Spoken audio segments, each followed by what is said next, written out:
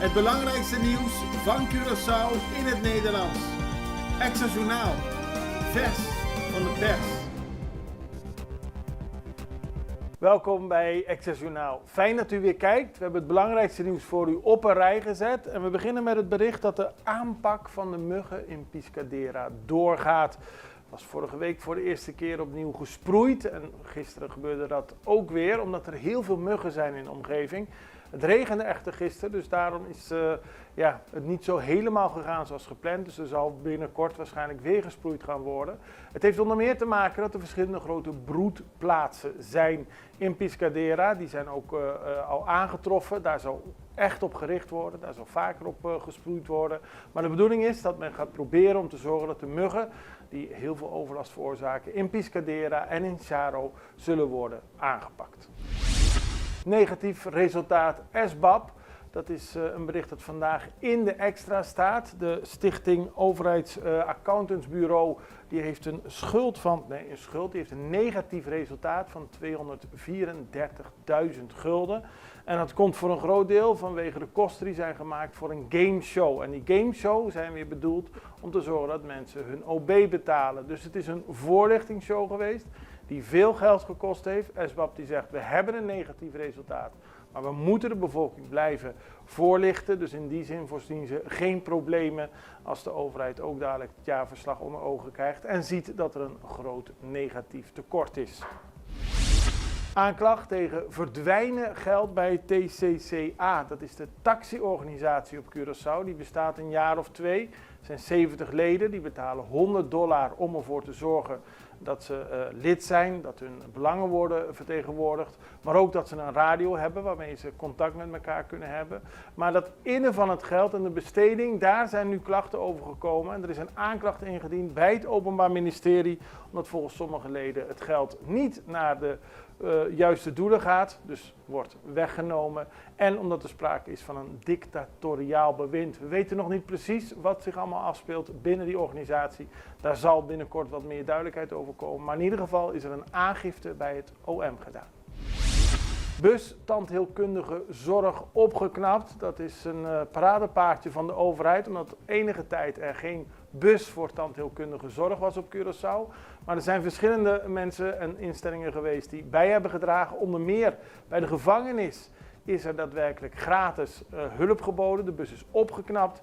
DINAF heeft een grote accu geleverd. En zo zijn er meer organisaties, onder meer ABC Busbedrijf, die ervoor hebben gezorgd dat we weer een hele mooie bus hebben die langs de scholen en in de wijken kan gaan om de mensen tandheelkundige zorg te geven die vaak hard nodig is. Bij de presentatie van de nieuwe bus was onder meer minister Sylvania, minister Cooper en minister Van Heidoren aanwezig. Grote prijsvergelijking van de Consumentenstichting.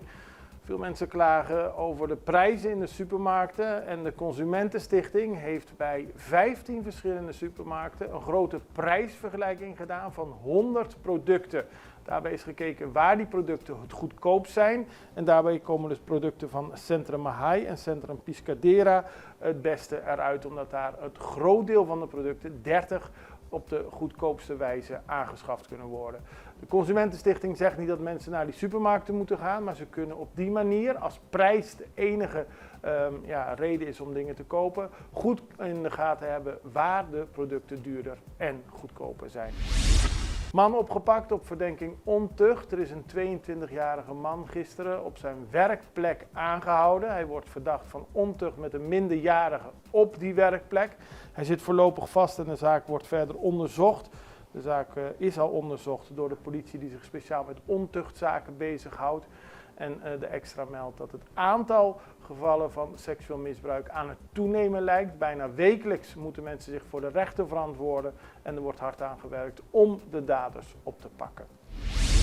100 kilo cocaïne op Bonaire in beslag genomen. Dat is opmerkelijk, want 100 kilo cocaïne is een grote hoeveelheid voor Bonaire. Het is het gevolg van een gezamenlijke actie van de marechaussee, kustwacht, politie en douane. Die hielden een actie in Sorobon en zagen daar een boot die zich verdacht ophield. Dus er werd een achtervolging gestart. Dat eindigde in de mangroven bij Sorobon. Daar werd een onderzoek gedaan naar de boot. Daar is de drugs gevonden. Die zijn inmiddels vernietigd en de 48-jarige kapitein is aangehouden. De boot is in beslag genomen en wordt nader onderzocht. En de inspecties, de gezamenlijke optreden van de marechaussee, kustwacht, politie en douane zullen doorgaan in Bonaire. We gaan even over naar een break, zijn zo terug bij meer nieuws. Extra in Nederland. Van Amsterdam tot Arnhem, van Groningen tot Maastricht, Extra is erbij. Volg Extra Digitaal en blijf op de hoogte van de belangrijkste ontwikkelingen in Nederland. Extra Digitaal is te zien op verschillende platforms en kanalen zoals WhatsApp, YouTube, Facebook, Instagram en ook TikTok. Wilt u ons op de hoogte brengen van een evenement of iets doorgeven? Neem contact op via WhatsApp, e-mail, Facebook of bel gewoon 06 1364 2945. Volg of abonneer je op Extra Digitaal. Klik aan en volg ons.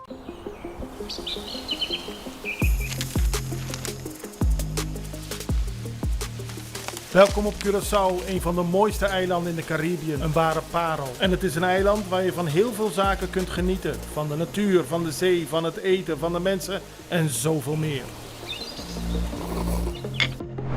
Curaçao is een eiland waar heel veel gebeurt op het gebied van politiek, cultuur, sport en zoveel meer.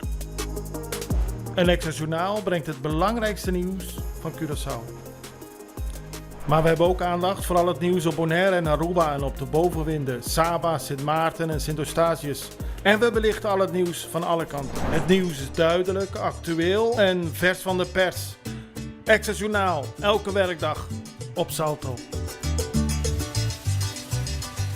Op Curaçao zijn we de hele dag bezig met het maken van Extra Journaal. Volg ons op je favoriete Amsterdamse zender, Tauro.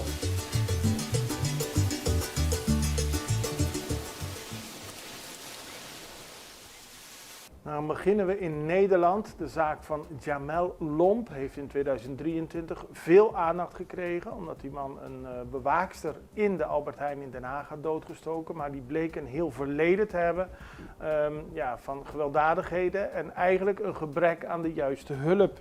Nu komt naar voren dat de Nederlandse overheid en justitiële instanties op diverse momenten steken hebben laten vallen in de aanpak rond Jamel Lomp. Dat blijkt uit recent gepubliceerde rapporten van de Inspectie Justitie en Veiligheid en de Hoge Raad. De rapporten tonen aan dat waarschuwingen van psychiatrische experts uit Curaçao en Engeland over de grote gevaren van Lomp niet serieus werden genomen of opgevolgd. De staatssecretaris die zich hiermee bezighoudt heeft al verbetering beloofd om te zorgen dat in de toekomst mensen sneller gedetecteerd worden die gevaarlijk kunnen zijn en ook de juiste hulp kunnen krijgen. Of ze zich nou in Nederland of op Curaçao bevinden. Compagnie in de West van Defensie roteert. Dat is een mooie militaire bijeenkomst waar we mooie foto's van hebben. Het gaat om een ceremonie die gisterochtend plaatsvond. De Compagnie in de West rotatie 46 draagt haar taken over naar rotatie 47. En dat betekent dat er een nieuwe ploeg militairen hier op Curaçao komt. En ze kijken terug op een mooie, intensieve periode op Curaçao. En de bijeenkomst ging met een traditionele paddeloverdracht. Niet paddle van het tennissen, maar een daadwerkelijk militaire overdracht waarbij de nieuwe rotatie klaar is om te werken op Curaçao. Dan gaan we naar Venezuela, want de olieproductie van Venezuela is op een hoog niveau. Dat werd gisteren bekendgemaakt dat de olie-export van het land in oktober het hoogste niveau in 4 jaar bereikte met bijna 950.000 vaten per dag. Deze stijging werd veroorzaakt door de toegenomen productie van ruwe olie en de hoge verkoop aan India en Amerika.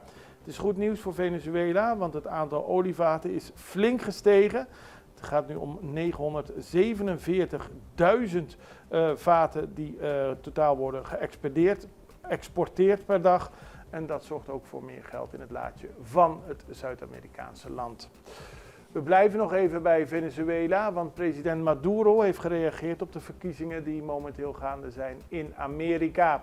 Volgens de Venezolaanse president Nicolás Maduro zal wie er ook wint de verkiezingen in de Verenigde Staten moeten praten, dialogeren en een verstandhouding vinden met zijn regering. Die wordt momenteel niet officieel erkend door onder meer Amerika en ook meer landen. Maar volgens Maduro is het een kwestie van tijd dat de nieuwe president, wie ook het Witte Huis betreedt, of het nou Trump of Kamala is, een afspraak zou moeten maken met de revolutionaire regering in Venezuela. We zullen hier zijn, wie er ook wint. We bemoeien ons niet met de interne zaken van de Verenigde Staten. We observeren eenvoudigweg, kijken en hopen op contact. Aldus president Maduro. En daarmee zijn we aan het einde gekomen van deze aflevering van Extra Journaal. We zijn er morgen weer en ik hoop u ook. Het allerbeste, tot ziens. Dag.